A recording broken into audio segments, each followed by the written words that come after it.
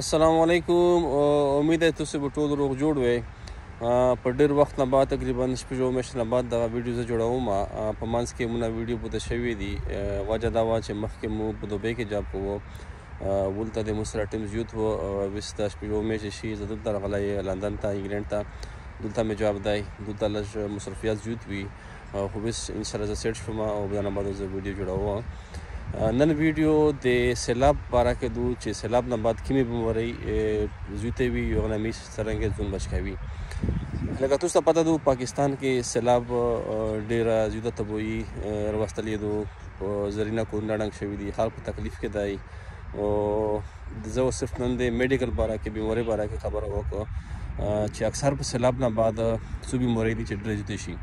پاکې په ټول اول بیماري چې کومه دو هیزا دو یا دستینه دو، خاص طور پر په وړکي کې دوم نمبر چې کومه دو زړی دی چې مې زړی ورته وایي، هیپاټایټس A. او په نه بعد د سترګو بیمارۍ دي، د څرمنې بیمارۍ دي، او بیا ملیریا شوه، ټایفاید شوه او ډنګي فیور شوه.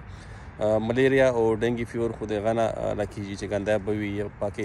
مچون زیات شي. او د ټایفاید چې کومه دو هیپاټایټس A دی او دا بل چې کوم دستینه دي هیزا، دا د ګنده خاروق نه راکېږي. نو دغه نه بچ کولو طریقه ډېره اسانه دو. دا ټولې بیمارۍ چې کومې دي خاص طور پر د هیزا چې کومه دو په وړکي کې ټول نه اولي چار خو دا دو چې د لو صفوي دو. لکه تاسو ته کرونا نه بعد پته ولګېدله چې د لو صفوي څومره زیاته ضروري دو او څومره بیمارۍ نه دغه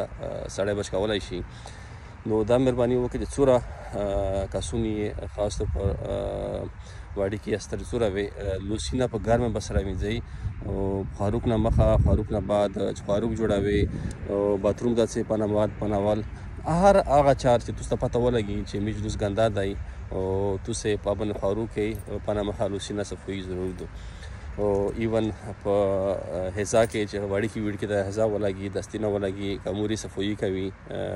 چې واړې هغه ډېر تازه وکړي، په نه بعد په 4 ورځې د لوس وینځي او هغه چې کومه دو ځکه چې دا یوه بل نه په کور کې نه راکېږي، د هیزا او ټایفاید دا ټولې بیمارۍ په کور کې نه راکېږي، دغه نه یو وبا جوړه شي. دوم نمبر دا دو چې خاروق صفوي ډېره زیاته ضروري دو. لکه سلاد شول، میوه شوه، سبزي شوه، دغه صفوي چې کوم ګنده به لګېدلې وي او دغه نو د بچار چې موږ خوري، خاص طور پر سلاد چې کومه داسې میوه سلاد چې په باندې پاټي کې نه وي، موږ ډایرکټ خوري. لکه ځینې میوه شوه، لکه کیلا شوه، مڼه شوه، هغه نه موږ پاټي کې لرې کړي بیا خو موږ خوړی شي. او څومره چې خاروق سامان دی په 4 دوکه یا بدي نور خاروق دی هغه پټاوي چې څومره بلوشي کې دي چې په باندې مچون نه ولګي. اکثر د بیمارۍ د مچون وجه نه راکېږي چې مچون چې کومه جراثیم د یو بل نه بل ځای پر روخلي او په ګنده خاروق چې کومه په باندې کښیني هغه وجه نه خاروق ګنده شي، بیمارۍ راکېږي. نو خاروق پټاوي غونډ یا بوي که خاروق وي. او بل دا درم نمبر چې کومه دو په ټول نه ضروري چې کومه دو ایبه ګرمول دي، ځکه چې د مو په خیال کې په دا کې په ټول نه غټه بیماري چې کومه دو هیزا دو چې هغه وړکي زیات خرپوي او دغه نه ډېر وړکي مړه شي، ځکه چې د قوت مدافعت کم وي او دغه وجه نه ایبه ګرمول ډېر زیات ضروري دي. دغه نور بیمارۍ نه بچ کېدای شي. ایبه ګرمه کې بیا ساړه کې او 10 هغه کې ویشه کې بوتل کې هغه کې چې پټ وي او بهر نه څه جراثیم نه په ولګي، نو وړکي ته ستر ته ونډ ته به ورکوي. او دا اکثر بیمارۍ څوک مو ته وویله چې یو بل نه راکېږي، نو یو بل نه د لوشي خیال ساتئ او چې یو بل ته لاکې نه شي. دغه علاوه د سترګې بیمارۍ دي، سترګې بیمارۍ راکېږي، هغه د لو صفوي وجه نه بچ کولی شي چې موږ ګنده به باندې مخ نه ووینځي، سترګې نه ووینځي، صفا به باندې سترګې وینځي او د څرمنې بیمارۍ دغه راکېږي. نو کوشش دا کوي چې د سیلاب بنه دي دغه نه ځون بچ کوي. پاکې هر قسم ګند وي، پاکې کیمیکلز وي، پاکې د ګنده به وي، د باتروم ولا هغه ولا، نو دا کې مختلف جراثیم وي. او کوشش وکوئ چې وړکي ما ور پرېږدئ چې پاکې ترانجه وکړي، په سیلاب به کې او که ستر وي که وړکي وي او په 4 دو چې په ولګي په نه بعد صفوي وکړي، د کپړې ولامبېږي. او ایون داسې هغه لکه ټایس شول چې کوم وړکي کیلونه دي هغه شول یا داسې سامان شو چې په باندې د ګنده به لګېدلې وي، هغه وړکي ته مه ورکوئ، ولې صفوي کوئ. او دغه نه علاوه د څرمنې بیمارۍ دغه کې سامان کې یا په جسم کې څه زخم وي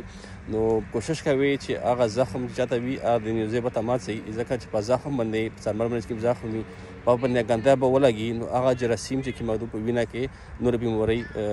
پیلاولی شي اول خو ماورسي کا ډېره مجبوري وي نو پاس کوم زخم وي په باندې پټۍ بدله کوي یا رنجه بدله کوي